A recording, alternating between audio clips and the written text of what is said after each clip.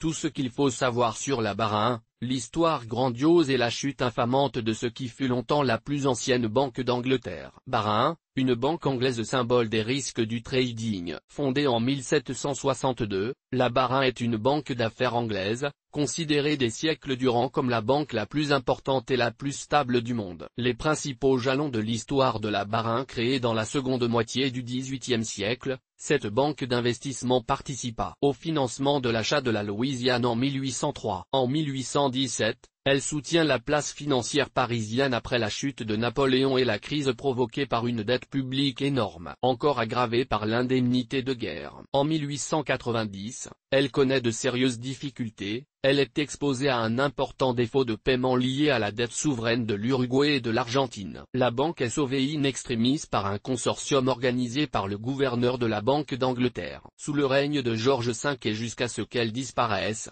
elle fut la banque de la famille royale d'Angleterre. La chute de la Barin en 1995, la Barin, alors la banque la plus ancienne d'Angleterre, fait faillite après avoir été dans l'incapacité de faire face à ses engagements financiers. Cette faillite fut causée par le trader Nick Leeson, qui effectua des transactions non autorisées, dans la succursale de Singapour, sur le marché dérivé actions. Les placements à découvert, des contrats à terme pour 20 milliards de dollars sur l'indice Nikkei 225, qu'il avait effectué étaient supérieurs aux fonds propres de la banque. Leeson, alors véritable trader négat, accumula plus d'1 milliard de dollars de pertes, ce qui précipita la chute de la banque. La Barin fut ensuite rachetée par ING pour une livre sterling symbolique peu après qu'il fut constaté que la banque n'avait plus assez de capital pour couvrir ses dettes.